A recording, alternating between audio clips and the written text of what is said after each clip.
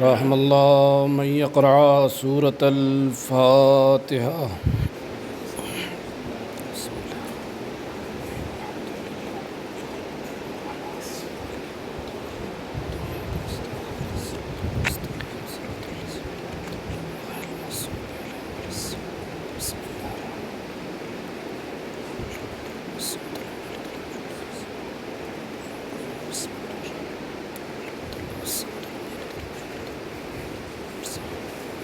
لا حول ولا قوة إلا بالله العلي العظيم.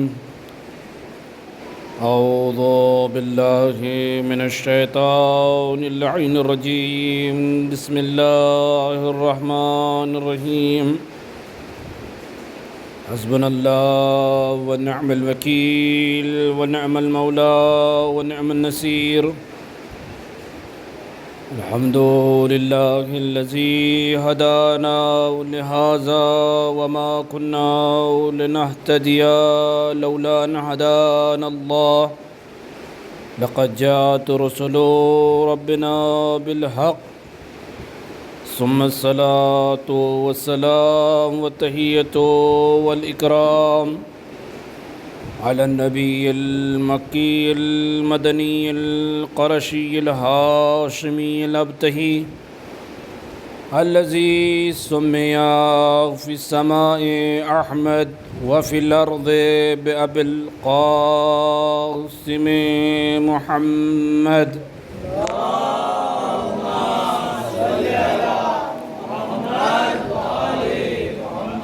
وعلى أهل بيته وإطرته الطيبين الطاهرين المعصومين المنتخبين المنتجبين الذين أذهب الله عنهم الرجس وطهرهم تطهيرا.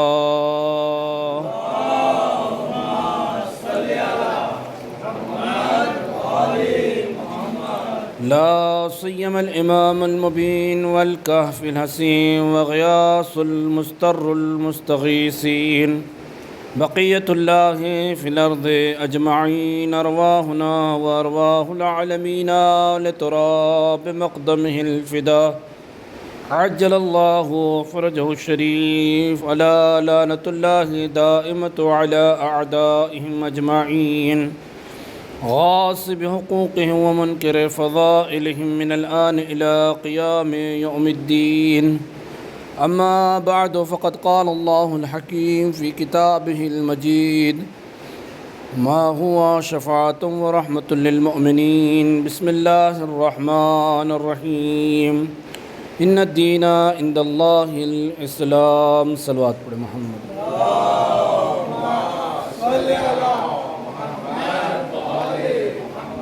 عزیزان گرامی قدر، عزاداران سید الشہداء، جیسا کہ اب تک ہماری اور آپ کی گفتگو تاریخی حقائق اور اس کے پس منظر کے سلسلے میں یہاں تک پہنچی تھی کہ امام حسین علیہ السلام کو جو سفر غربت ہے اور امام حسین علیہ السلام کا اس سفر غربت کے درمیان میں جو پیغام ہیں، یہ تو بہت سارے خطبات امام حسین علیہ السلام نے اپنے آغاز سفر سے لے کر تو کربلا تک دیے ہیں.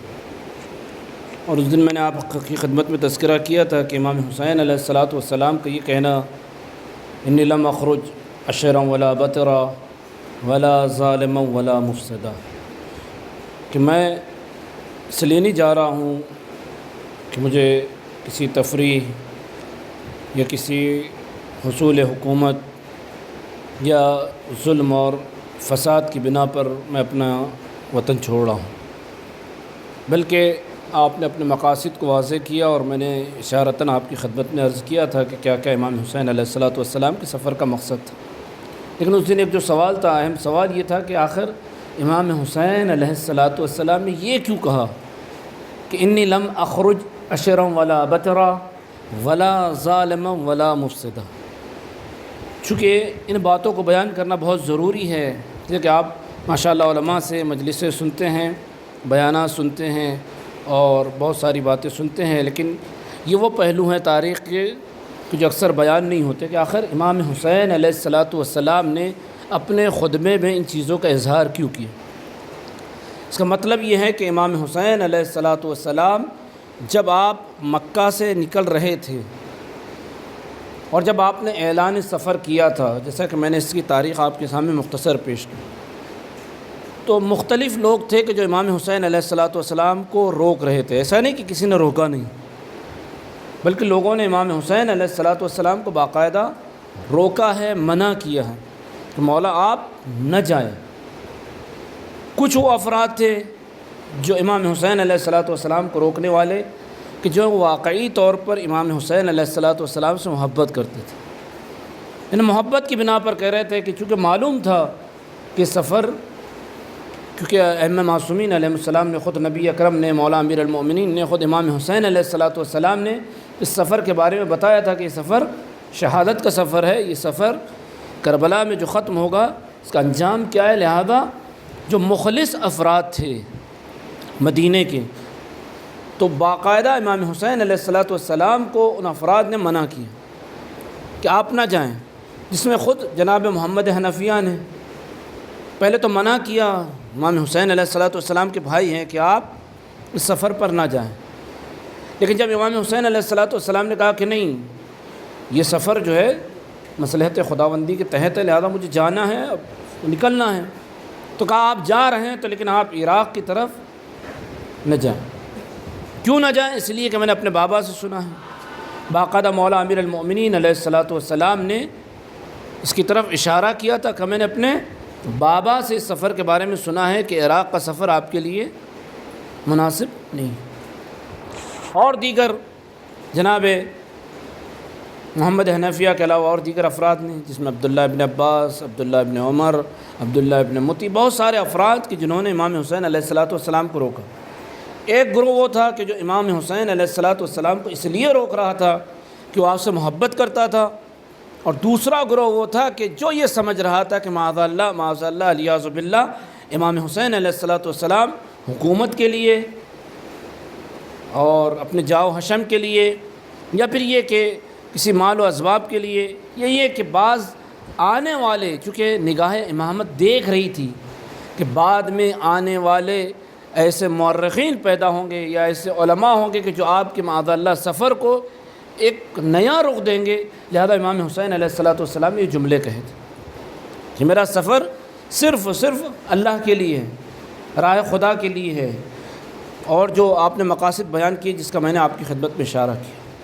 جب آپ نکلے تو آپ اندازہ لگائیں، جیسے کہ میں نے کہا کہ جناب محمد حنفیہ نے روکا اور دیگر افراد نے روکا کہ مولا نہ جائیے۔ کسی نے کہا کہ خوف لاحق ہے، کسی نے کہا کہ آپ چلے جائیں گے تو یہ جو نعمتیں ہمیں میسر ہو رہی ہیں وہ نعمتیں میسر نہیں ہوگی، کسی نے کہا کہ ایسا تو نہیں کہ آپ فتنہ و فساد کے لیے جا رہے ہیں، کسی نے کہا کہ ایسا تو نہیں آپ حصول حکومت کے لیے جا رہے ہیں۔ تو لہذا امام حسین علیہ السلام نے جو وصیت نامہ تیار کیا کہ انی لم اخرج اشرا ولا بطر، اور اپنے بھائی جناب محمد حنفیہ کو دیا، یہ اسی لیے دیا تاکہ لوگوں کو پتہ چلے کہ سفر کا مقصد کیا ہے۔ تو جو اصحاب رسول اس وقت مدینے میں تھے، آپ فکر کو ملاحظہ کریں کہ ان کی فکر کیا تھی۔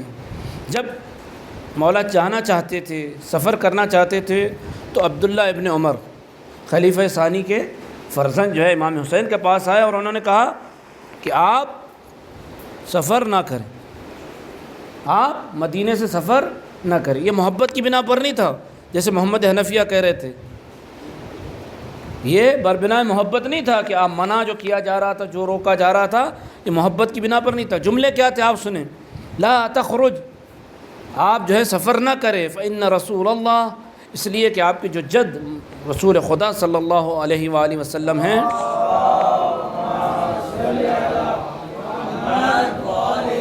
تو جب آپ کے جد رسول خدا کو خداوند عالم نے یہ اختیار دیا کہ وہ دنیا اور آخرت میں کسی ایک چیز کو اختیار کرے، یہ خدا نے پیغمبر کو اختیار دیا کہ آپ دنیا اور آخرت میں سے کسی ایک چیز کو اختیار کریں۔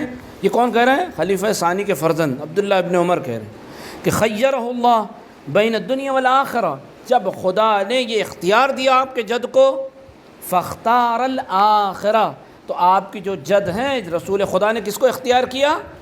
آخرت کو اختیار کیا۔ وَأَنَّكَ بَضْعَةٌ مِّنْهُ، یہ جانتے ہیں کہ آپ انہی کے نور نظر ہیں، گوشہ جگر ہیں، لہذا آپ بھی آخرت کو اختیار کر کے گھر میں بیٹھ جائیں، آپ نہ نکلیں۔ یعنی اس کا مطلب یہ ہے کہ حتیٰ کہ اہل سنت کے بعض مورخین نے، جیسے کہ ابن کثیر نے بدایہ نہایہ میں، بہت سارے ابن عساکر نے تاریخ دمشق میں اس پورے جو ہے قول کو جو ہے نقل کیا ہے۔ یعنی لوگوں کے ذہن میں کیا تھا؟ یہ وہ دوسرا گروہ تھا کہ جس کے ذہن میں تھا کہ معاذ اللہ دنیا کو حصول حکومت کے لیے، حصول دولت کے لیے معاذ اللہ امام حسین سفر کر رہے ہیں۔ تو امام حسین نے کیوں کہا انی لم اخرج اشرا ولا بطرا؟ اسی بنا پر کہ فکریں موجود تھیں، لوگ یہ کہہ رہے تھے، لہذا آپ نے وصیت کی۔ دوسرا عبداللہ ابن مطی کہ جو صحابی رسول تابعین میں سے اکثر ایسے افراد تھے کہ جو یا تو صحابی تھے یا تابعی تھے یا تبع تابعین، یاد رکھیے تین ہیں، بچوں کو یہ معلوم ہونا چاہیے کہ صحابی جس نے رسول کو دیکھا، اور جس نے رسول کو نہیں دیکھا بلکہ کسی صحابی کو دیکھا وہ ہے تابعی، اور اس کے بعد تبع تابعین کہ جنہوں نے نہ رسول کو دیکھا نہ صحابی کو دیکھا بلکہ کسی تابعی کو دیکھا وہ ہے تبع تابعین۔ تو ایسے افراد کے جو مدینے میں موجود تھے یا تو صحابی رسول تھے یا پھر تابعین میں سے تھے، وہ کیا کہہ رہے تھے کہ آپ نہ جائیں، لیکن ان میں کچھ ایسے تھے جو مخلص تھے، کچھ ایسے تھے کہ جو امام کو اس لیے منع کر رہے تھے کہ ان کی نظر میں یہ تھا کہ ہمارا کچھ فائدہ ہوگا، یا معاذ اللہ امام علیہ الصلوۃ والسلام کسی فائدے کے لیے نکلی۔ اس میں ایک شخصیت کہ جس کا نام عبداللہ ابن مطی ہے، جس وقت مولا امام حسین مدینے سے نکلے ہیں یرید مکہ اور مکے کا ارادہ کیا، تو مرہ ابن مطی، کیا آپ کا گزر عبداللہ ابن مطی کے پاس سے ہوا؟ وہ اپنا کنواں کھود رہے تھے، وہ یحفر پیرو، وہ اپنا کنواں کھود رہے تھے۔ جب امام علیہ الصلوۃ والسلام کو دیکھا، حتیٰ کہ آپ دیکھیے کہ لوگ عظمت سے واقف تھے، وہاں بھی خلیفہ ثانی کے فرزند کیا کہہ رہے ہیں؟ وَأَنَّكَ بَضْعَةٌ مِّنْ، کہ آپ پیغمبر کے گوشے جگر ہیں۔ یہاں عبداللہ ابن مطی کیا کہہ رہے ہیں؟ جب مولا کو دیکھا کہاں کا ارادہ ہے، تو امام علیہ الصلوۃ والسلام نے کہا اردت مکہ، میں مکہ جا رہا ہوں۔ تو کیا کہا ابن مطی نے؟ پہلے تو کہا کہ فدا کا امی و ابی، میرے ماں باپ آپ پر قربان ہو جائے، متعنا بنفسک ولا تسر الیہم، مولا آپ نہ جائیں، اس لیے کہ آپ چلے جائیں گے تو یہ جو ہماری آسودہ حالی ہے، یہ جو آج ہم آرام سے بیٹھے، اس لیے کہ آپ کے جانے سے مدینے میں پھر شورش اور فتنے بپا ہو جائیں، لہذا آپ نہ جائیں، یہ جو ہماری آسودگی ہے یہ کیا ہو جائے گی؟ ختم ہو جائے گی۔ تو لہذا اب یہ دوسری فکر تھی کہ جو امام علیہ الصلوۃ والسلام نے جو خطبہ دیا تھا انی لم اخرج اشرا ولا بطرا۔ تیسری فکر ابو واقد لیثی، یہ بھی ایک کردار ہے، کیریکٹر ہے کہ وہ جو ہے یہ ابو واقد لیثی جو کہ اصحاب رسول میں سے ہے، وہ امام علیہ الصلوۃ والسلام کو روکتا ہے، منع کرتا ہے کہ آپ ہرگز جو ہے مکے سے نہ جائیں۔ مقصد محبت نہیں ہے، مقصد یہ نہیں ہے کہ امام علیہ الصلوۃ والسلام سے الفت ہے، خلوص ہے، یا امام علیہ الصلوۃ والسلام سے محبت کرتا ہے، نہیں، بلکہ اس نے کیا کیا کہ آپ یہ جو کر رہے ہیں یہ دراصل اپنے آپ کو ہلاکت میں مبتلا کر رہے ہیں، معاذ اللہ۔ یعنی آپ وہ سوچئے کہ جو امام ہیں، وقت کا امام ہے، اس کو آج ایسے افراد جو ہے کہہ رہے ہیں کہ معاذ اللہ آپ کیا کر رہے ہیں؟ اپنے آپ کو ہلاکت میں مبتلا کر رہے ہیں۔ اور قرآن مجید کا کیا حکم ہے؟ وَلَا تُلْقُوا بِأَيْدِيكُمْ إِلَى التَّهْلُكَةِ، قرآن کیا کہتا ہے کہ اپنے آپ کو ہلاکت میں مبتلا مت کرو۔ اور معاذ اللہ یہ جو آپ سفر کر رہے ہیں اس کا انجام کیا ہے سب کو معلوم ہے، لہذا یہ دراصل آپ اپنے آپ کو ہلاکت میں مبتلا کر رہے ہیں۔ اچھا، یہ تو اصحاب رسول کی بات تھی، چونکہ نگاہ امامت آنے والے زمانے کو بھی دیکھ رہی تھی کہ لوگ آپ کے اس سفر کے مقصد کو، اس قیام کے مقصد کو، میں نے تقریباً 23 مقاصد لکھے ہیں، اگرچہ وقت ملا تو بیان کروں گا کہ امام کے سفر کے 23 مقاصد کیا ہیں، لیکن امام علیہ الصلوۃ والسلام کے جو قیام کا مقصد ہے، آپ کی تحریک اور انقلاب کا جو مقصد ہے، جس کا رخ لوگوں نے رخ موڑ دیا ہے، کیا فکر تھی بعد آنے والے علماء کی؟ تاریخ کا ایک بدترین کردار ہے علماء میں، اگرچہ وہ اہل بیت کی دشمنی میں، اہل بیت کی عداوت میں، جب بھی اس نے قلم سے کچھ لکھا ہے، تاریخ نویس ہے جو جس نے اہل بیت علیہ السلام کی دشمنی میں لکھا ہے، اور آپ نے نام سنا ہوگا ابن تیمیہ، تاریخ کا مشہور بدترین اور غیر منصف مزاج انسان، کہ جس نے جب امام حسین علیہ الصلوۃ والسلام کے بارے میں لکھا تو کیا قلم میں لکھتا ہے کہتا ہے کہ امام حسین علیہ الصلوۃ والسلام یہ جو مدینے سے آپ مکے کی طرف چلے ہیں، فتبینا، تو ہمیں یہ لگتا ہے کہ ان الامر علی ما قالہ، لگتا تو یہ کہ امام نے اگرچہ کہا ہے انی لم اخرج عشرا ولا بطرا ولا ظالما ولا مفسدا، یہ کہا تو ہے، لیکن جو لوگ اصحاب اور تابعین ہیں جیسا کہ کہتے ہیں ما قالہ اولئک، یعنی مراد اصحاب، جیسا کہ ابھی آپ کی خدمت میں نے عبداللہ ابن عمر، عبداللہ ابن مطیع، ابو واقد کا نام پیش کیا، ان کے اقوال سے یہ پتہ چلتا ہے کہ لم یکن فی الخروج لا مصلحۃ دین ولا مصلحۃ دنیا۔ آپ اندازہ کر رہے ہیں امام کے فعل، معصوم کا قول، فعل اور تقریر ہمارے لیے کیا حجت ہے؟ قول یعنی جو کہا ہے، فعل جو امام نے کیا ہے، اور تقریر کہتے ہیں کہ اگر معصوم کسی کام کو دیکھ کر خاموش ہو جائے، منع نہ کرے، وہ بھی ہمارے لیے کیا ہوتی ہے؟ حجت ہوتی ہے۔ وہ معصوم، وہ امام کہ جو خداوند عالم کے احکام اور اوامر سے ایک ذرہ برابر بھی، ایک لمحے کے لیے بھی کسی طرح سے روگردانی نہیں کرتا، وہ کیا کہہ رہا ہے کہ جو امام حسین علیہ الصلوۃ والسلام کا قیام ہے، یہ کون کہہ رہا ہے؟ ابن تیمیہ، کہ اس میں کوئی مصلحت نہیں ہے، جبکہ امام جو معصوم ہوتا ہے وہ کیا ہوتا ہے؟ حکیم امت ہوتا ہے، اور فعل الحکیم لا یخلو عن الحکمہ ولا عن مصلحہ، کہ جو حکیم کا کام ہوتا ہے، کوئی بھی عالم، اور حکیم سے مراد یہ دوائی بیچنے والا حکیم نہیں، بلکہ حکیم سے مراد عربی میں ہوتا ہے صاحب حکمت، صاحب علم و دانش۔ جو حکیم کا فعل ہوتا ہے حکمت سے خالی نہیں ہوتا، یہ بات طے ہے، یہ علماء منطق، لاجک، فلسفہ سب کہتے ہیں۔ لیکن یہ ملعون جو ہے ابن تیمیہ کیا کہہ رہا ہے کہ امام کا یہ نکلنا دراصل اس میں نہ تو کوئی دین کی مصلحت پوشیدہ ہے، حکمت ہے، اور نہ ہی دنیا کی۔ اچھا یہی کہہ دیتا تو بات تمام ہو جاتی، لیکن اس کے بعد کیا کہہ رہا ہے؟ بل تمکن اولئک الظلمۃ الطغاة من سبط رسول اللہ، اگرچہ یہ افراد جو ظالم کہ جنہوں نے ابن رسول کے اوپر جو ہے تمکن حاصل کر لیا، حتیٰ قتلوہ مظلوما شہیدا، اچھا وہ یہ بھی اقرار کر رہا ہے کہ امام حسین علیہ الصلوۃ والسلام مظلوم شہید ہوئے ہیں، لیکن یہ یہاں تک تو لکھتا ہے، پھر اس کے بعد اپنی کتاب میں کیا لکھتا ہے؟ کتاب کا نام ہے منہاج السنہ، ابن تیمیہ کی مشہور کتاب ہے، اس میں یہ لکھتا ہے کہ وَكَانَ فِي خُرُوجِهِ وَقَتْلِهِ مِنَ الْفَسَادِ، اگرچہ امام علیہ الصلوۃ والسلام مظلوم شہید ہوئے ہیں، لیکن آپ کے نکلنے میں، آپ کی شہادت میں جو فساد زمین پر ہوا ہے، امام نے کیا کہا تھا؟ انی لم اخرج اشرا ولا بطرا ولا ظالما ولا مفسدا، میں فساد کے لیے نہیں، میں ظلم کے لیے نکل رہا ہوں۔ یہاں ابن تیمیہ جیسا مورخ کیا کہہ رہا ہے کہ امام کی شہادت کے بعد جو ظلم اور فساد ہوا، ما لم یکن حصل لو قعدہ فی بلدی، اگر معاذ اللہ امام کو مشورہ دے رہا ہے، ابن تیمیہ جیسا منحوس بدبخت انسان کہہ رہا ہے کہ اگر امام مدینے میں بیٹھ جاتے تو شاید اتنا بڑا فساد نہ ہوتا۔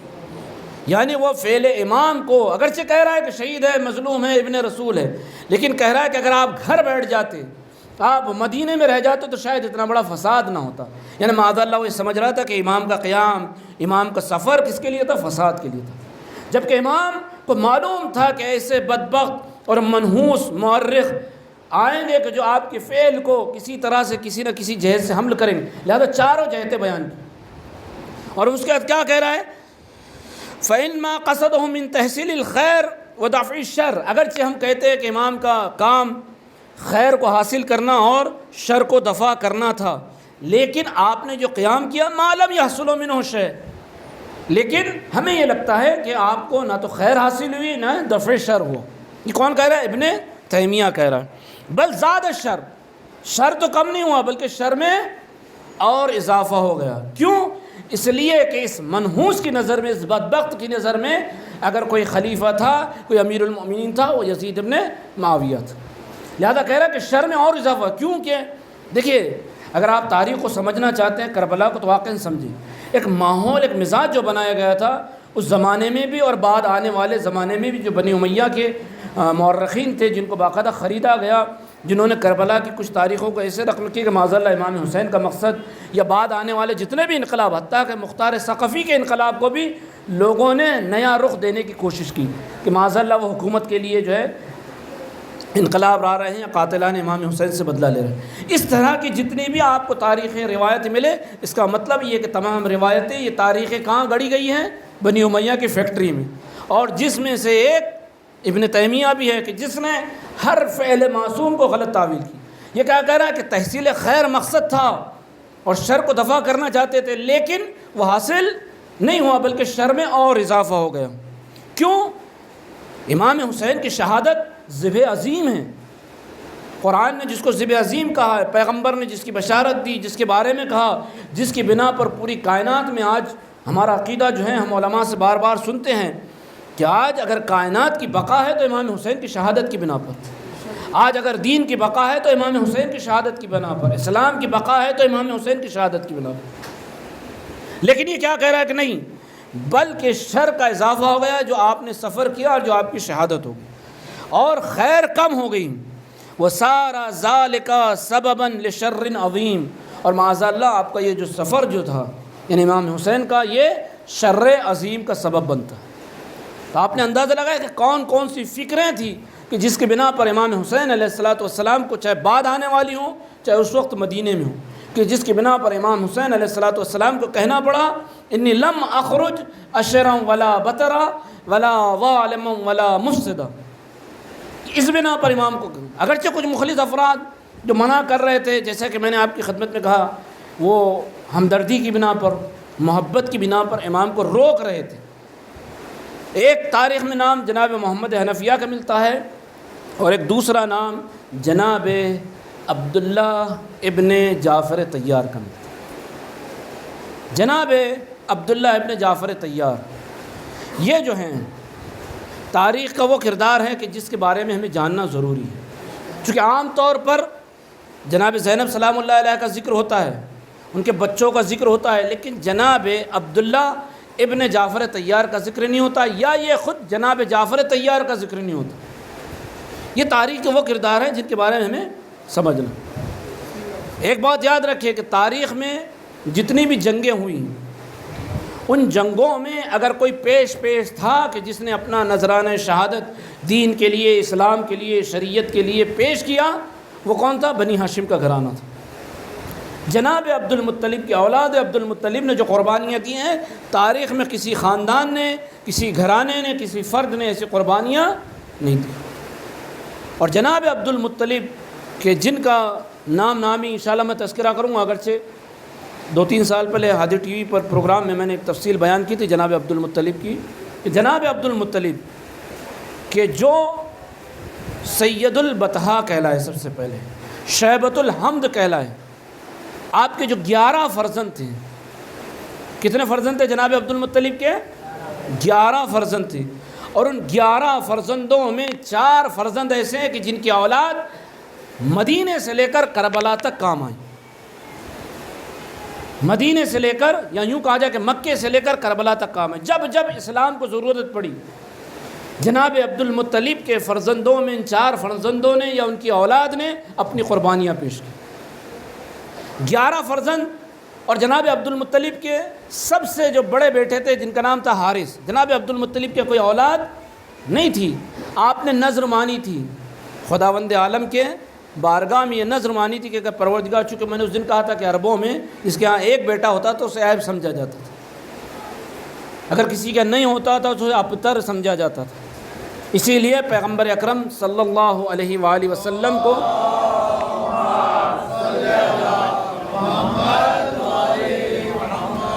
عمر آس کا جو ہے باپ آس ابن وائل باقاعدہ تانا دیتا تھا، نہیں ابتر کا تانا دیتا تھا، تو سورہ کوثر اس کی مذمت میں نازل ہوا کہ جس میں خداوند عالم نے کیا کہا، ان شأنک هو الابتر، کہ پیغمبر آپ ابتر نہیں ہیں، ہم نے آپ کو کوثر عطا کیا ہے۔ اور کوثر سے مراد ہمارے ہاں مفسرین کہتے ہیں کہ یہاں کوثر سے مراد ہماری اور آپ کی شہزادی دو عالم جناب سید عالمیان سلام اللہ علیہ،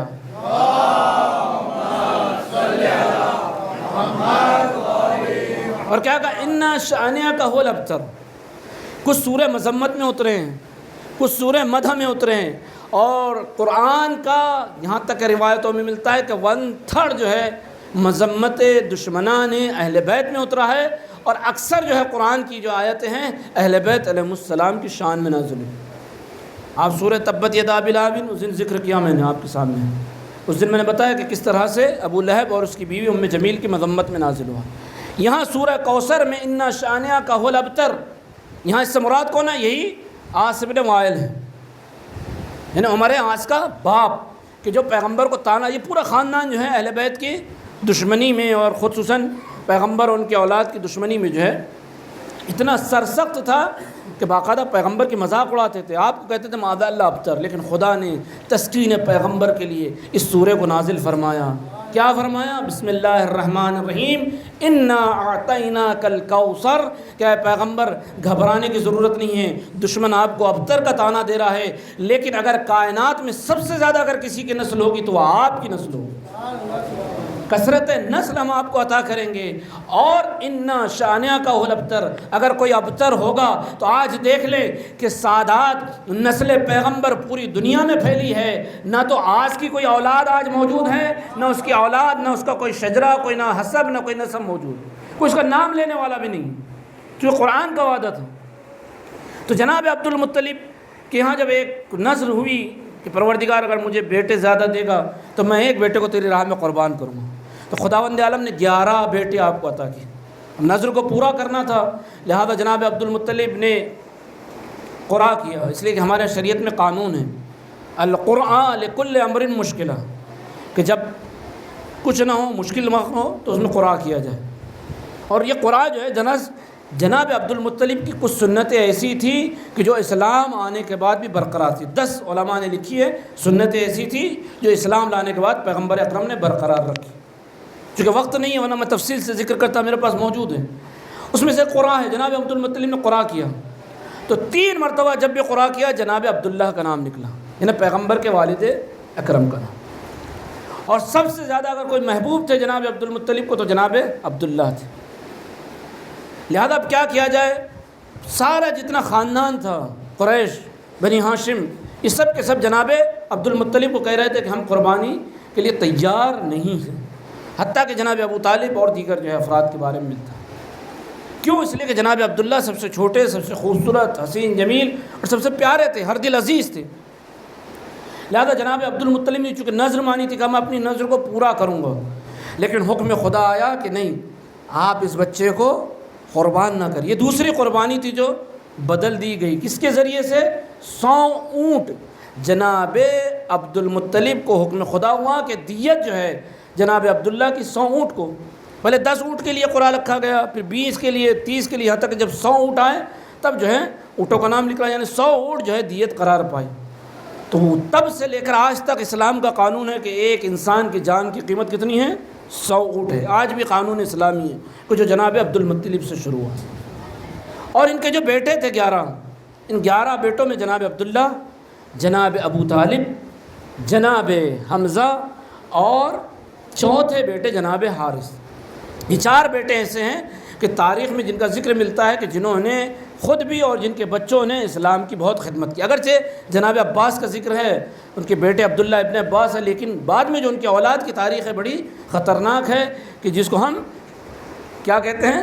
مملکت بنی عباس کہتے ہیں۔ یہی عبداللہ ابن عباس سے جو نسل چلی ہے، جناب عباس کی نسل، کہ جس نے اہل بیت کو بہت ستایا، لہذا ان کی خدمت تو ہے جناب عباس اور عبداللہ ابن عباس، حتیٰ کہ حبر الامہ کہے جاتے ہیں، اہل سنت انہیں حبر الامہ کہتے ہیں، امیر المومنین کے شاگرد ہیں عبداللہ ابن عباس، لیکن ان کی اولاد کہ جس کو ہم بنی عباس کہتے ہیں، بنی امیہ کے بعد جن کی حکومت آئی، اہل بیت کو بہت تنگ کیا، لیکن یہ 4 افراد جن کی اولاد نے کربلا تک اسلام کی خدمت کی۔ چونکہ تمام شخصیات کا ذکر وقت نہیں ہے، لیکن ایک شخصیت جناب عبداللہ کو چھوڑتے ہوئے جناب ابو طالب، جناب ابو طالب کے جو 4 فرزند ہیں، جناب عبداللہ کے پیغمبر اکرم، جناب ابو طالب کے 4 فرزند۔ اور آپ یاد رکھیے کہ جیسا کہ میں نے اس دن کہا تھا کہ جناب عبد المطلب کے جو فرزند ہیں اس میں ابو لہب بھی ہے، ابو جہل نہیں، اسی لیے رسول کا چچا کہا جاتا ہے، لیکن ابو لہب اور یہ 4 بیٹے، ان کی ماں جو ہے بالکل الگ الگ تھی، اگرچہ یہ جو ہے اپنی ماں کے ساتھ جو ہے ابو لہب آیا تھا جناب عبد المطلب کی زوجیت میں ان کی جب ماں آئی تھی ابو لہب کی، اس لیے وہ بھی جناب عبد المطلب کا بیٹا اور رسول کا چچا کہلاتا۔ لیکن جن 4 افراد کی ماں ایک تھی وہ جناب عبداللہ، جناب ابو طالب، جناب حارث اور جناب حمزہ، ان 4 کی ماں ایک تھی۔ جناب عبد المطلب کی کئی بیویاں تھیں کہ جن میں ان 4 کی ماں ایک تھی۔ تو جناب ابو طالب کہ جن کے 4 بیٹے کہ جن کی قربانیاں اسلام نے دیکھی، خود چاہے مدینے میں ہوں، مکے میں ہوں اور یا کربلا میں۔ 4 بیٹے کون سے؟ سب سے پہلے بیٹے، اچھا آپ دیکھیں جناب ابو طالب کی، چونکہ ہسٹری بیان کرنا بہت ضروری ہے لیکن ابھی وقت نہیں ہے، ان کے بچوں کی گفتگو، چونکہ مجھے ایک مقام کی طرف آنا ہے۔ ان 4 بیٹوں میں سب سے جو بڑے بیٹے ہیں کہ جن کا نام ہے طالب، ان کی بہت زیادہ تاریخ میں گفتگو نہیں ملتی، اسی لیے جناب ابو طالب کا نام عمران تھا، کنیت کیا تھی؟ ابو طالب۔ عرب میں چونکہ اب کے ذریعے سے، کے ذریعے سے کنیت رکھی جاتی ہے، نام عمران تھا، کنیت بڑا بیٹا چونکہ جناب طالب تھے، لہذا جناب ابو طالب کو ابو طالب کنیت سے یاد کیا جاتا ہے۔ دوسرے بیٹے جناب عقیل، یہ جو ہے جناب طالب اور جناب عقیل، یہ 2 بیٹے ایسے ہیں کہ جن کے بارے میں تاریخ تو ملتی ہے لیکن بہت زیادہ فداکاری کی تاریخ نہیں ملتی، بہت زیادہ اسلام کی خدمت کی تاریخ نہیں ملتی۔ اگرچہ یہ اہل بیت کے گھرانے سے ہیں، دین کی خدمت کی ہے، لیکن ویسی قربانیاں نہیں دی جیسا بقیہ 2 بیٹوں نے دی، کہ جن میں جناب عقیل، جناب جعفر ہیں، اور 5ویں بیٹے جناب امیر المؤمنین علی بن ابی طالب علیہ السلام۔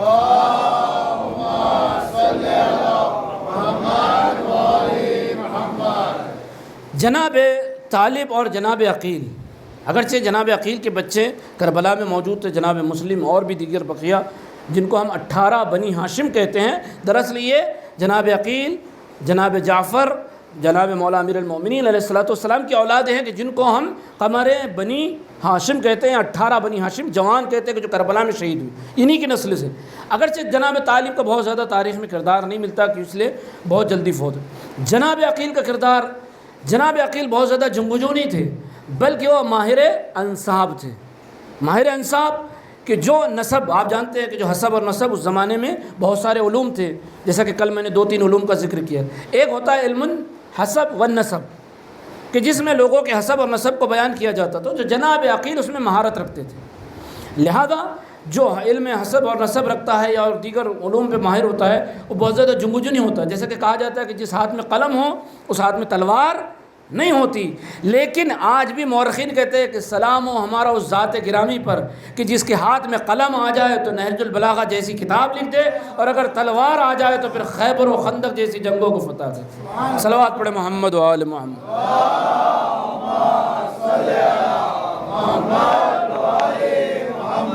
اگرچہ جناب عقیل اہل بیت کے بہت قریب تھے لیکن کہیں کہیں ان کا کردار ملتا ہے کہ وہ بہت زیادہ ایسا نہیں ہے کہ اپنی جاں بازی اور فدا کر، اگرچہ ان کی اولاد کا ملتا ہے، جناب مسلم اور ان کے بچے جو ہے کہ جنہوں نے کربلا میں جو ہے قربانیاں پیش کی اور دیگر بچے، لیکن فداکاری اتنی نہیں ملتی جناب عقیل کی۔ ہاں جہاں جہاں ضرورت پڑی اہل بیت علیہ السلام کا ساتھ دیا ہے، خصوصاً مولا امیر المؤمنین اکثر امور میں مشاورت کرتے تھے، بالخصوص حسب و نسب اور شجرے کے بارے میں۔ اچھا امیر المؤمنین کو ضرورت نہیں تھی، ایک بات یاد رکھیے کہ لوگ یہاں سوال کرتے ہیں کہ کیا ضرورت تھی، یہ تکوینی ضرورت تھی، اعجازی کوئی کیفیت نہیں تھی۔ مولا امیر المؤمنین سب کے حسب سے واقف تھے، نسب سے۔ جب آپ قتل اگر کسی کو کرتے تھے تو باقاعدہ کہتے تھے کہ میں تمہارے حسب سے، تمہارے آبا یہاں تک کہ قیامت تک آنے والی نسلوں کو بھی جانتا ہوں۔ خود جناب زہیر بن قین کو ایک جنگ میں جب مقابل میں آئے تو مولا نے چھوڑ دیا، پھر بعد میں آئے تو پھر چھوڑ دیا، پھر تیسری مرتبہ چھوڑا، کہ اس لیے کہ کل تم کربلا میں میرے لال کے کام آنے والے اس لیے چھوڑ رہا ہوں۔ یعنی باقاعدہ ایسا نہیں کہ مولا امیر المؤمنین، حتیٰ کہ بعض روایتوں میں ملتا ہے کہ مولا کہتے ہیں کہ ہم اپنے چاہنے والوں کے نام کو جانتے ہیں، ان کے آبا و اجداد کے نام کو بھی اچھے سے جانتے ہیں۔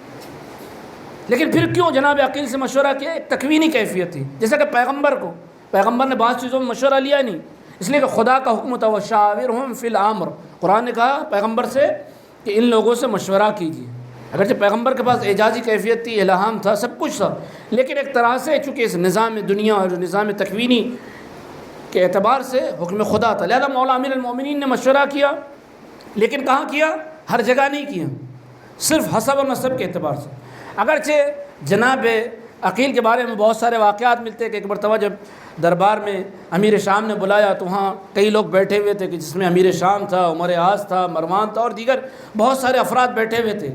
کسی نے جو ہے جناب عقیل کا مذاق اڑایا تو فوراً جناب عقیل تھوڑا سا جری انسان تھے، ایسا نہیں ہے کہ بہت خاموش رہتے تھے، نہیں، فوراً بول پڑتے تھے۔ جیسے ہی جناب عقیل کا دربار شام میں مذاق اڑایا گیا، فوراً جناب عقیل بول پڑے کہ میں تمہارے حسب سے بھی واقف ہوں۔ امیر شام کو مخاطب ہو کر کہا کہ میں تمہارے حسب سے بھی واقف ہوں، تمہارے نسب سے واقف ہوں، تیرا باپ کون ہے، تیرا دادا کون ہے، اس کا خاندان کون ہے، تمام کی تمام باتیں بیان کی۔ کہ ایک مرتبہ جب عمر اعظ نے جناب عقیل کو ٹوکا تو جناب عقیل نے کہا تھا کہ میں تیرے بارے میں بھی جانتا ہوں، تیرے خاندان کے بارے میں بھی جانتا ہوں، یہاں تک کہ مختلف جناب عقیل کے واقعات ملتے کہ کس کس طرح سے لوگوں کا حسب اور نسب بیان کرتے تھے۔ ایک مرتبہ امیر شام نے کہا کہ کون افضل ہے، خلیفہ اول افضل ہے، امیر المومنین افضل ہے؟ جب ان سے سوال کیا تو انہوں نے کہا کہ من کان بنتہ فی بیتہ، کہ جس کی بیٹی ان کے گھر میں ہے وہ افضل ہے۔ یہ نہیں کہا کہ کس کی بیٹی کس کے گھر میں ہے، پیغمبر کی بیٹی امیر المومنین کے ہیں یا پیغمبر کے گھر میں کسی کی بیٹی ہے، یعنی اتنے زیرک چالاک تھے جناب عقیل۔ تو ایک مرتبہ کہا کہ اپنے بھائی علی پر جو ہے سب و شتم کرو، میں تمہیں اتنے درہم و دینار دوں گا۔ تو جناب عقیل فوراً بول پڑے امرنی معاویہ ان اسب علی، کہ مجھے امیر شام حکم دیتا ہے کہ میں علی پر لعن طعن کروں، الا فلعنو، تو کیا میں اس پر کہ جو مجھے حکم دیتا ہے اس پر لعنت نہ کروں؟ معاویہ یہ سمجھا کہ شاید یہ علی کے لیے کرے، جب جناب عقیل اتنے چالاک تھے کہ کہنے لگے کہ کیا جس نے مجھے حکم دیا میں اسی پر لعنت نہ کروں؟ یعنی بے باک تھے، کسی سے جری تھے، کسی سے کوئی گھبراتے نہیں تھے، چونکہ حسب سے، اور لوگ جناب عقیل سے اس لیے گھبراتے کہ شجرہ سب کا پتہ تھا، انہیں حسب سب کا پتہ تھا، نسب سب کا پتہ تھا۔ تو یہ دوسرے جو بھائی جناب عقیل۔ تیسرے بھائی جناب جعفر طیار۔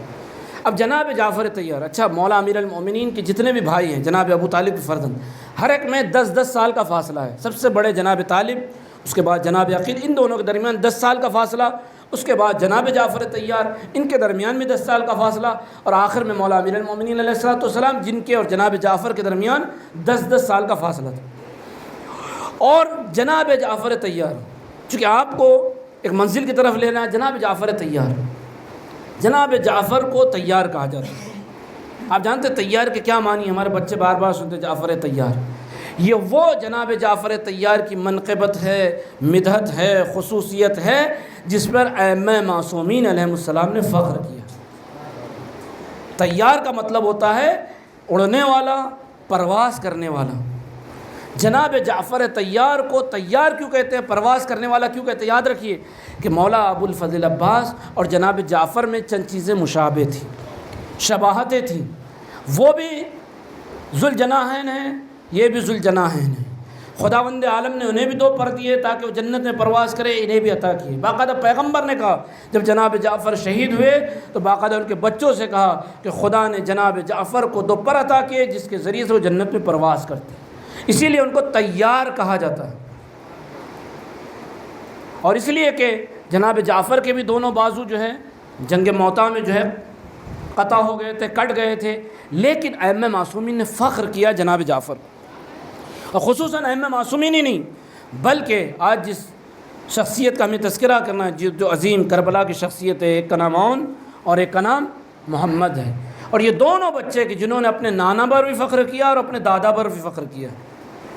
جناب عون جب میدان میں آئے تھے تو آپ جانتے ہیں کہ عربوں میں طریقہ تھا کہ جب جنگ میں آتے تو رجز پڑھا جاتا تھا، تو جناب عون نے جب رجز پڑھا ہے تو آپ دیکھیں کہ فخر کیسے کیا ہے۔ جناب عون جب میدان کربلا میں مصائب نہیں پڑھا ہوں لیکن بتا رہا ہوں کس کس طرح سے فخر کیا کہ جب میدان کربلا میں آئے تو جملہ کیا تھا، رجز پڑھ رہے ہیں، لشکر اعداء سے کہہ رہے ہیں ان تنکرونی فانا ابن جعفر، عبداللہ کے بیٹے ہیں، دادا جناب جعفر طیار ہے، لیکن کہہ رہے ہیں کہ اگر تم مجھے نہیں جانتے تو سن لو میں جعفر طیار کا بیٹا ہوں۔ شہید و صدق، ایسا شہید جو راہ وفا میں شہید ہوا، فی الجنان ازہر، کہ جس کی جنت میں سب سے زیادہ حسین اور جمیل اور خوبصورت جو ہے خداوند عالم نے شخصیت کو رکھا، اور یطیر و فی الجنان اغزر، میرا دادا وہ ہے کہ جو جنت میں پرواز کر رہا ہے، کفا بہذا شرفن فی المحشر، ہمارے خاندان کے لیے روز قیامت شرف کے لیے یہ کافی ہے کہ ہمارا دادا جعفر طیار، ہمارا دادا جعفر طیار ہے۔ اور صرف جناب اون نے نہیں، بلکہ خود ہمارے اور آپ کے چوتھے امام حضرت امام سجاد علیہ الصلوۃ والسلام،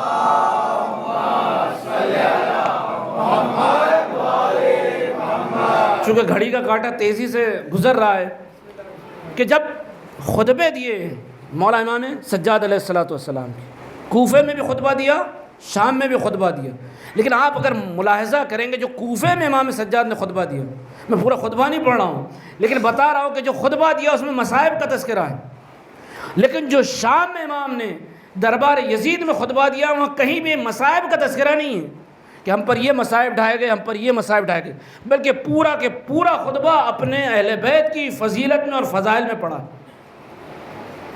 یعنی آج جو لوگ کہتے ہیں کہ ممبر سے یہ پڑھا جائے، وہ پڑھا جائے، یہ نہ پڑھا جائے، وہ نہ پڑھا جائے، ہمیں امام نے بتایا کہ چاہے وہ کوفے کا ممبر ہو یا شام کا ممبر ہو، ابتدا ہو تو فضائل کے ساتھ، انتہا ہو تو مصائب کے ساتھ۔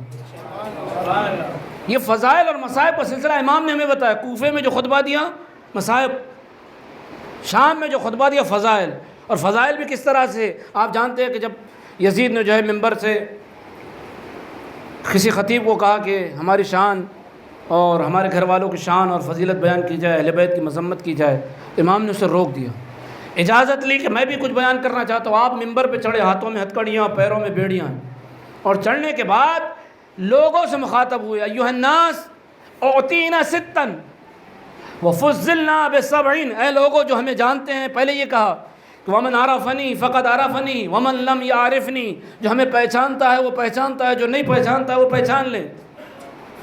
کیا کہا؟ ایھا الناس، لوگوں، ہمیں 6 خداوند عالم نے چیزیں عطا کی ہیں، علم ہمیں عطا کیا، حلم ہمیں عطا کیا، فصاحت ہمیں عطا کی، شجاعت ہمیں عطا کی، اور لوگوں کے دلوں میں ہماری محبت کو خدا نے رکھا۔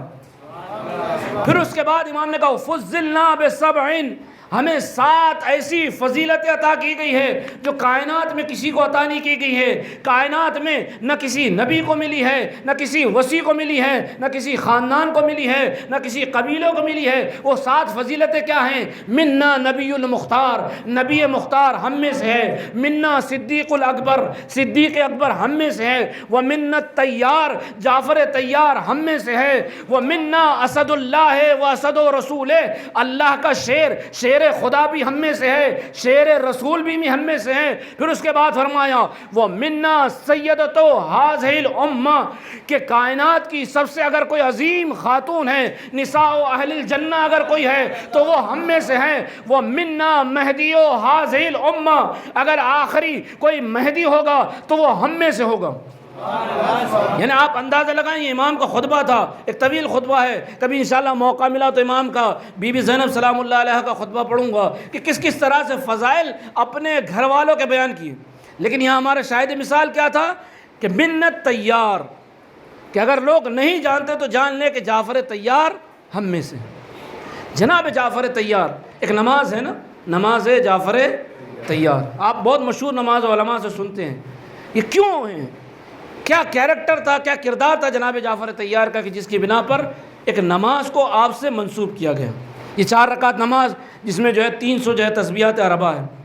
اب آپ سنیں جناب جعفر طیار، جناب جعفر طیار جو مولا امیر المومنین کے بھائی ہیں، یہ شباہت میں پیغمبر سے بہت زیادہ شباہت رکھتے تھے، صورت میں پیغمبر سے بہت زیادہ شباہت رکھتے تھے، اسی لیے پیغمبر اکثر کہتے ہیں کہ جعفر خدا نے تم کو مجھ سے شباہت عطا کی۔ اور یہاں تک کہ لوگ دھوکہ کھاتے تھے، اکثر آپ کو السلام علیکم یا رسول اللہ کہہ کر مخاطب کرتے، تو جناب جعفر کو کہنا پڑتا ہے کہ میں رسول نہیں ہوں بلکہ میں جعفر ہوں۔ یعنی اتنی شباہت تھی رسول خدا سے، لیکن صرف شباہت چہرے میں نہیں تھی بلکہ کیریکٹر میں بھی جناب جعفر طیار ایسے تھے۔ جناب جعفر طیار کی قربانیاں بے شمار ہیں کہ جب مکے والوں نے، کفار اور مشرکین نے سختیاں کی مسلمانوں پر، ابھی مدینہ نہیں گئے پیغمبر، مکے میں جب اعلان نبوت ہوا، لوگوں نے سختیاں کی، لوگوں نے جو ہے پریشان کرنا شروع کیا، یہاں تک کہ پیغمبر نے جو 9 مسلمان ہوئے تو جو تازہ مسلمان ہوئے تھے ان سے کہا تھا کہ آپ ہجرت کر جائیں۔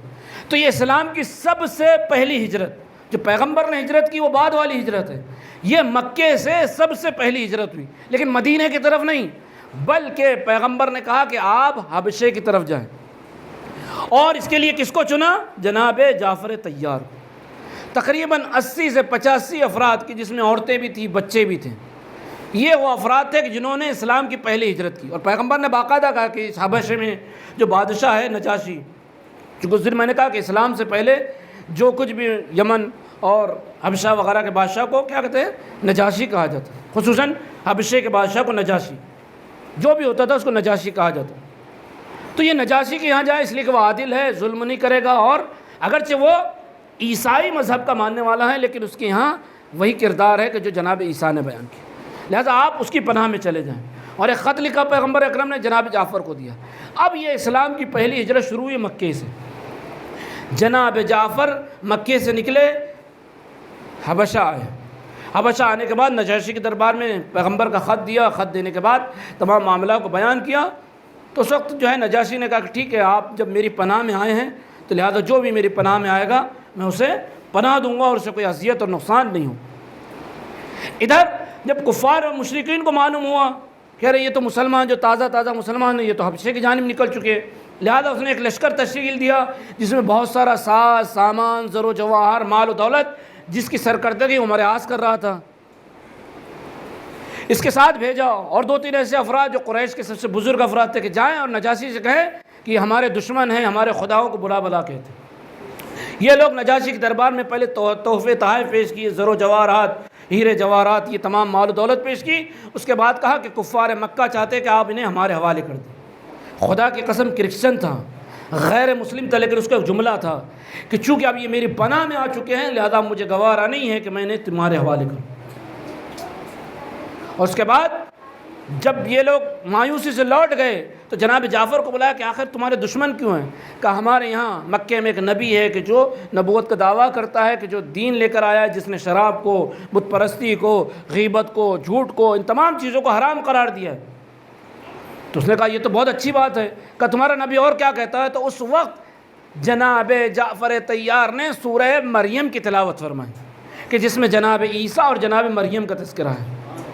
کاف ہا یا عین صاد ذکر و رحمت ربک عبدہ زکریا، یہاں سے ابتدا کی۔ جیسے جیسے جناب جعفر طیار جو ہیں آیتیں پڑھ رہے تھے، بادشاہ نجاشی کی آنکھوں سے آنسو جاری تھے۔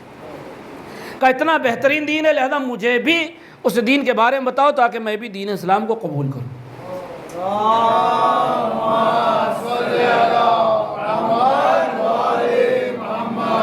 ادھر جناب جعفر طیار حبشے میں تھے، ادھر پیغمبر کی ہجرت ہوئی مکہ سے مدینہ۔ مکے سے جب مدینہ پیغمبر آئے تو آپ یاد رکھیے کہ پیغمبر کی زندگی کے 3 حصے ہیں۔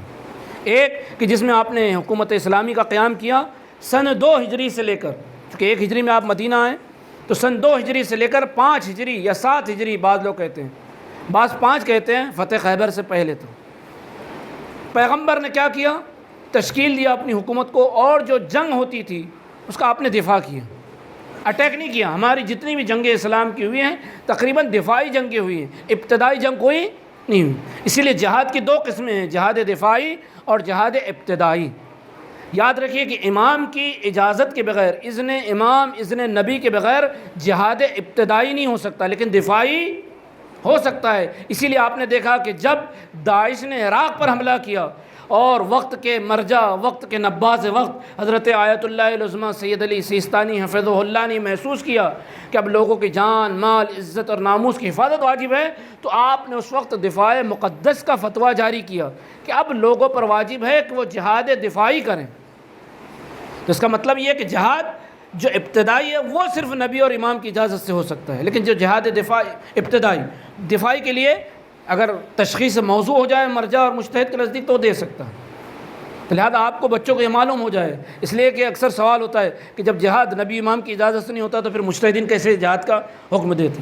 تو ابتدائی کا کسی مجتہد کو حق نہیں ہے، ہاں دفاعی کا کوئی بھی دے سکتا ہے اگر تشخیص موضوع ہو جائے۔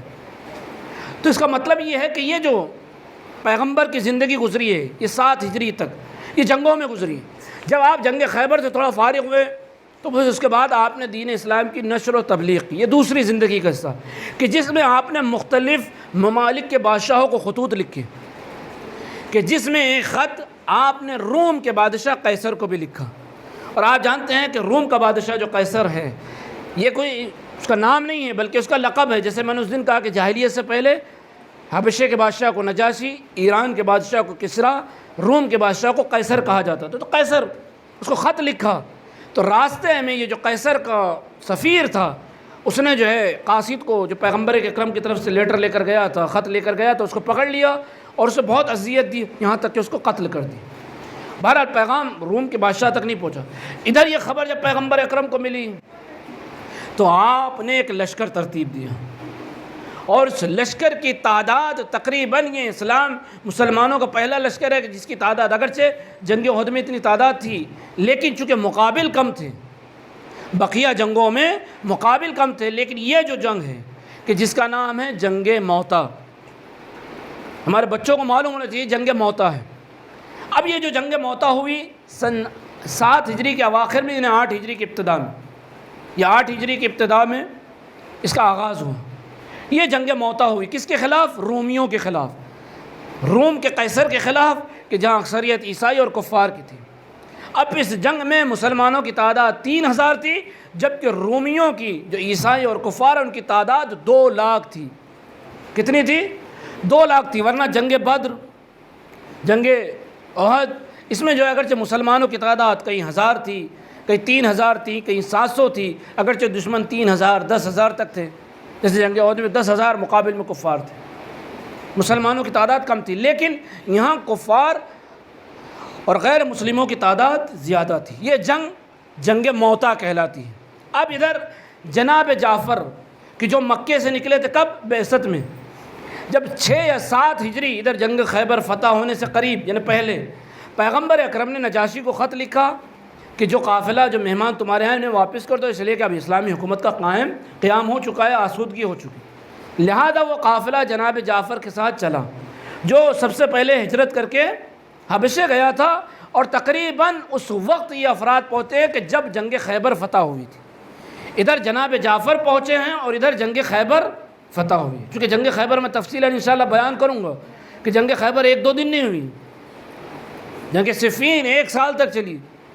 تو ادھر جنگ خیبر فتح ہوئی، ادھر جناب جعفر پہنچے.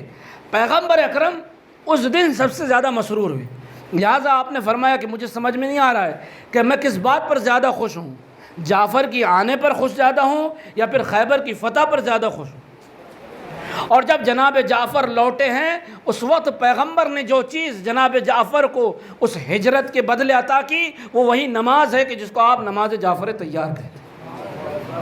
کہا جعفر میں ہدیہ کر رہا ہوں کہ اب تمہارے نام سے جو بھی کسی مصیبت میں، مشکل میں، پریشانی میں، تکلیف میں اس نماز کو ادا کرے گا، خدا تمہارے صدقے میں اس کی مصیبتوں کو، پریشانیوں کو دور کرے.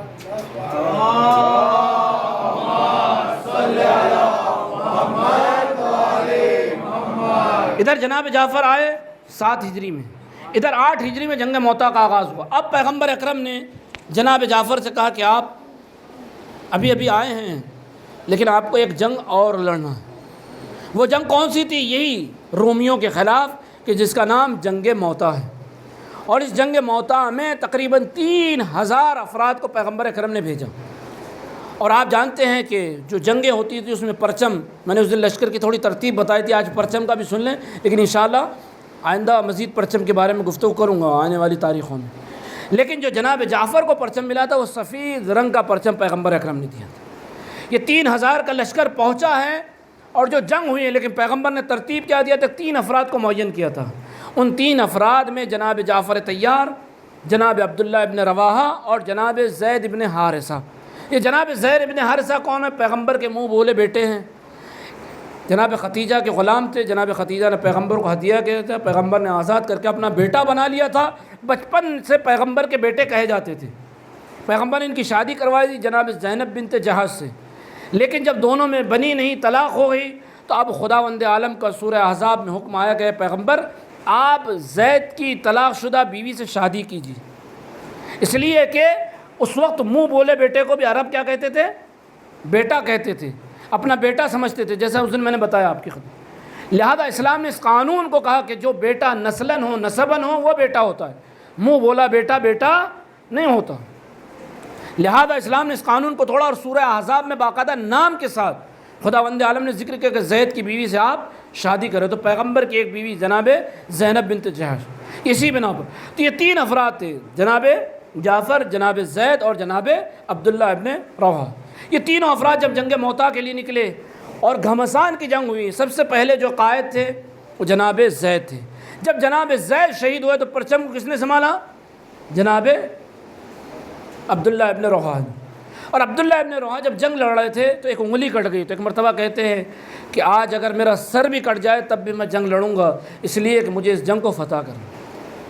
اور سب سے آخر میں یہ درمیان میں باقاعدہ مورخین کے درمیان ترتیب میں تھوڑا فرق ہے کہ پہلے جناب زید شہید ہوئے، عبداللہ شہید ہوئے، جناب جعفر، بعض لوگ کہتے ہیں کہ جناب جعفر پہلے شہید ہوئے، آخر میں جو ہے جناب عبداللہ شہید ہوئے۔ لیکن جناب جعفر کی جب باری آئی تو آپ نے پرچم کو سنبھالا اور جنگ لڑتے، کئی ہزار لوگوں کو جناب جعفر نے واصل جہنم کیا، چونکہ بہادر تھے، جنگجو تھے، اور کرنے کے بعد یہاں تک کہ چھپ کر ایک شخص نے جناب جعفر کے دائیں ہاتھ پر وار کیا، ایک بازو کٹا تو آپ نے بائیں ہاتھ سے علم کو سنبھالا، جب بائیں ہاتھ میں بھی وار کیا اور جب بایاں بازو بھی کٹا تو کہتے ہیں کہ اپنے دامن میں علم کو برقرار رکھا، آخر تک مرتے دم تک، یہاں تک کہ گرز آپ کے سر پر لگا ہے، لیکن جناب جعفر طیار کی کوشش یہی تھی کہ علم نہ جھکنے پائے، اس لیے کہ عربوں میں تاریخ جنگ میں یہ ہوتا تھا کہ جس کا علم گر جاتا تھا سمجھا جاتا تھا کہ اب شکست ہو چکی، لہذا آخر تک آپ نے علم کو گرنے نہیں دیا۔ اس لیے میں نے کہا کہ مولا ابوالفضل عباس اور جناب جعفر میں بہت ساری شباہت تھی۔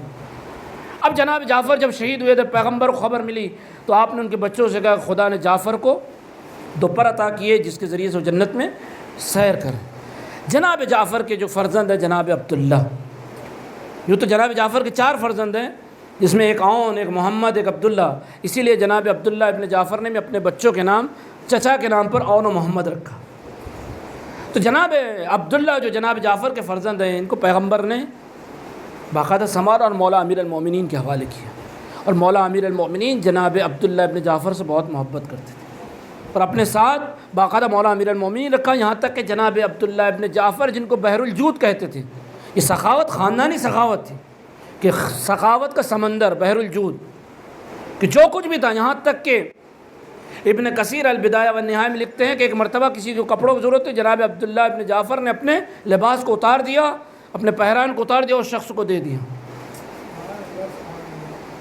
مولا امیر المومنین کے ساتھ کئی جنگیں لڑی کہ جس میں جنگ صفین اور جنگ جمل ہیں، اور مولا امیر المومنین نے اپنے میسرے کے یعنی بائیں بازو کے جو سردار تھا، جس میں قبیلہ قریش، بنی اسد، کنانہ وغیرہ، ان کا سردار معین کیا تھا، اور جنگوں میں لڑتے لڑتے یہاں تک کہ ایک مرتبہ زخمی ہوئے، آپ جب معذور ہو گئے تو آپ مدینے میں بیٹھ گئے، اور مولا امیر المومنین اتنا محبت کرتے تھے جناب جعفر کی بنا پر کہ آپ نے اپنی بیٹی جناب زینب سلام اللہ علیہ کا عقد جناب عبداللہ کے ساتھ کیا۔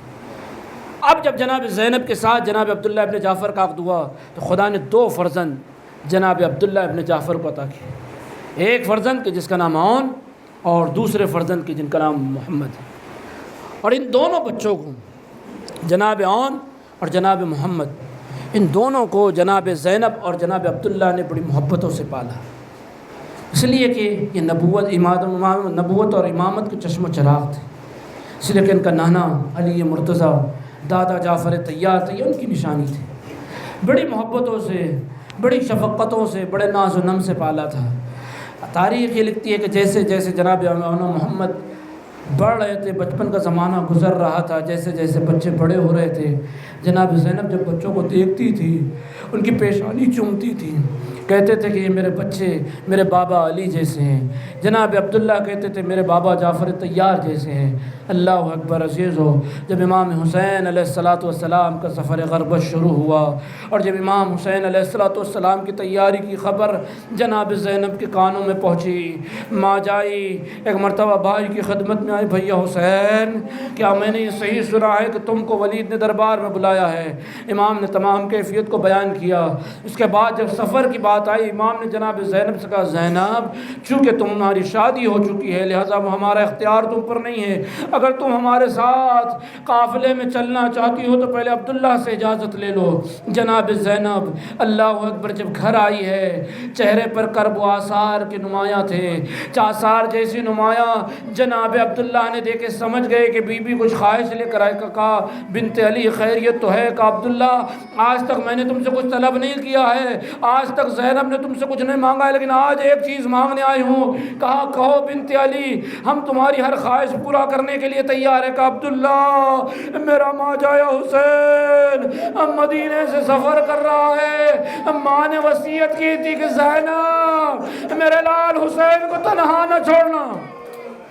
عبداللہ اگر حسین تنہا چلے گئے تو زینب زندہ نہ رہے گی۔ اے عبداللہ آپ کیا چاہتے ہیں کہ میں مدینے میں رہ کر اسی طرح سے مر جاؤں؟ کہا نہیں بی بی میں آپ کو اجازت دیتا ہوں۔ زینب خوشی سے اپنے بھائی کے گھر آئی، بھیا حسین یہ تیری بہن بھی تیرے ساتھ چلنے کو تیار ہے۔ عزیزو ابھی بہن بھائی میں ملاقات ہو رہی تھی، جناب زینب نے کیا دیکھا کہ معذور عبداللہ دو ننھے ننھے بچوں کو اپنے ساتھ لا رہے ہیں۔ زینب گھبرا گئی، کہیں ایسا نہ ہو کہ بچے جانے سے روک دے۔ جزاکم ربکم خیر الجزا، کہیں ایسا نہ ہو کہ بچے جانے سے منع کر دے۔ ایک مرتبہ جناب زینب بچوں کو دیکھتی ہے، کہتی ہے عبداللہ خیریت تو ہے؟ تم نے اجازت دے دی تھی۔ کہا بی بی میں روکنے کے لیے نہیں آیا ہوں، مجھے معلوم ہے کہ جب کل کربلا میں مصیبت کا عالم ہوگا، غربت کے عالم میں زہرا کے لال پر ایک بچے کو اپنی طرف سے قربان کر دینا، ایک میری طرف سے قربان کر دینا۔ اللہ اکبر۔ عزادارو یہ قافلہ چلا، منزلوں کو طے کرتا ہوا کربلا پہنچا۔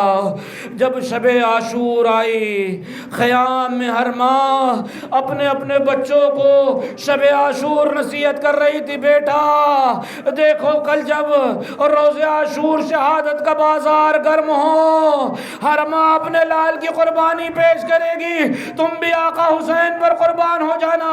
امام حسین جب خیموں کا طلایہ کر رہے تھے، کہیں دیکھا کہ ایک ماں جھولے میں اپنے بچے سے کہہ رہی، بیٹا علی اصغر تم بھی کل اپنے آپ کو قربان کرنے نا۔ کوئی ماں اپنے لال قاسم کو تیار کر رہی ہے، قاسم خبردار کہیں ایسا نہ ہو کہ زہرا کے لال پر کوئی مصیبت پہنچے۔ حسین جب زینب کے خیمے میں پہنچے، ایک عجیب منظر دیکھا کہ زینب کے زانوؤں پر دو لال آرام کر رہے ہیں، ماں کے ہاتھ والوں میں ہے آن۔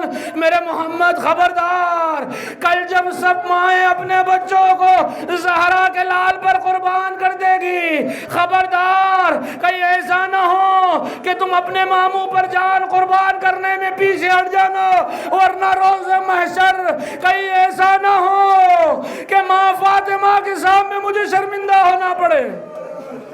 بچے کہتے ہیں اماں ہمیں اجازت تو لے جا دیجئے، پھر دنیا دیکھے گی کہ ہم جعفر کے پوتے ہیں، علی کے نواسے ہیں، ہم دنیا کو بتائیں گے۔ عزادارو جب صبح عاشور نمودار ہوئی، جب لوگ یکے بعد دیگرے اجازت طلب کرتے رہے، اصحاب نے اجازت طلب کی شہید ہوئے، انصار نے اجازت طلب کی شہید ہوئے۔ جب عزا و قارب کی باری آئی، ننھے ننھے بچے بے چین ہیں، ماموں جان ہمیں بھی مرنے کی اجازت دے دیئے۔ حسین کیسے اجازت دے؟ ارے زینب کے چہرے کو دیکھتے ہیں، ایک مرتبہ بچوں سے کہتے جاؤ واپس چلے جاؤ، بچے ماں کے پاس، ماں ماموں جان مرنے کی اجازت نہیں دیتے۔ زینب نے بچوں کو لیا، حسین کے پاس آئی، ماں جائے کہیں ایسا نہ ہو کہ کل روز محشر اماں زہرا پوچھ لے زینب تجھے اپنے بچے زیادہ عزیز تھے یا میرا لال حسین زیادہ عزیز تھے۔ حسین نے اجازت دی، اب ماں نے بچوں کو روانہ کیا، بچوں کو تیار کیا، لیکن ایک وصیت کی کہ خبردار جب فرات کے کنارے چلے جانا، میں جانتی ہوں تم پیاسے ہو، لیکن جب فرات میں پہنچنا، پانی تک پہنچ جاؤ لیکن پانی نہ پینا، اس لیے کہ حسین کی بچی سکینہ پیاسی ہے، چشمہ اصغر پیاسا ہے۔ اللہ اکبر۔ جب بچے چلے، تاریخ کہتی ہے ایک کو جناب ابوالفضل عباس نے، ایک کو امام حسین نے سوار کیا۔ اب بچے جنگ لڑتے رہے، لڑتے لڑتے جب فرات کے کنارے پہنچے ہیں، ایک بھائی نے دوسرے بھائی سے کہا کہ کتنی ہوائیں چل رہی ہے، یہ ٹھنڈی ٹھنڈی ہوا ہے، کاش ہم اس پانی کو پی سکتے تھے۔ بڑا بھائی کہتا خبردار، اماں نے منع کیا ہے، خبردار جب تک سکینہ اور اصغر نہ پی لے۔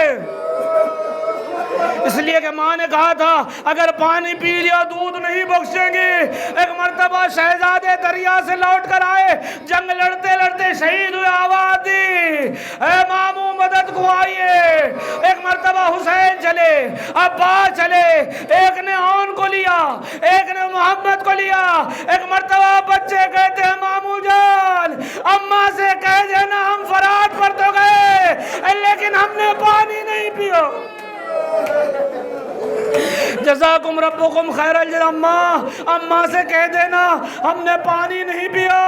ارے جیسے ہی یہ بچے خیمے میں پہنچے، کسی نے جناب زینب اولیاء مقام کو خبر دی تیرے بچے آ گئے۔ زینب گھبرا گئی، خدایا کہیں ایسا نہ ہو کہ بچوں نے پانی پی لیا ہو۔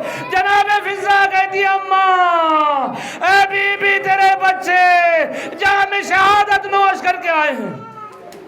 عزادارو، زینب نے اپنے بچوں پر گریانی کیا۔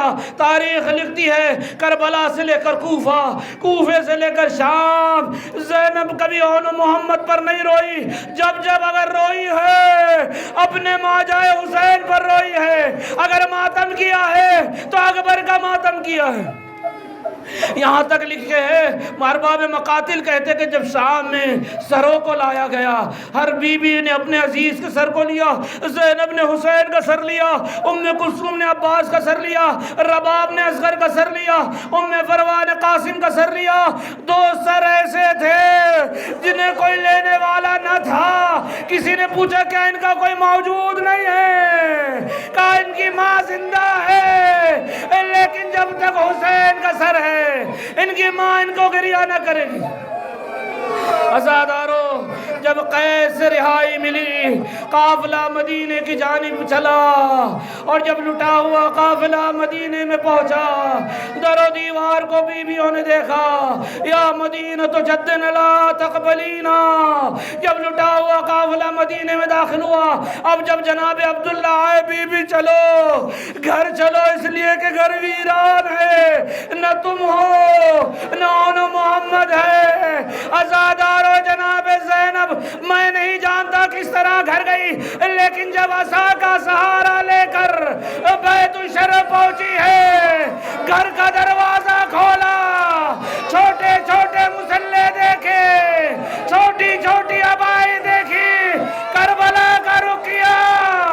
اون محمد، تمہاری ماں نے اب تک تم پر گریہ نہ کیا،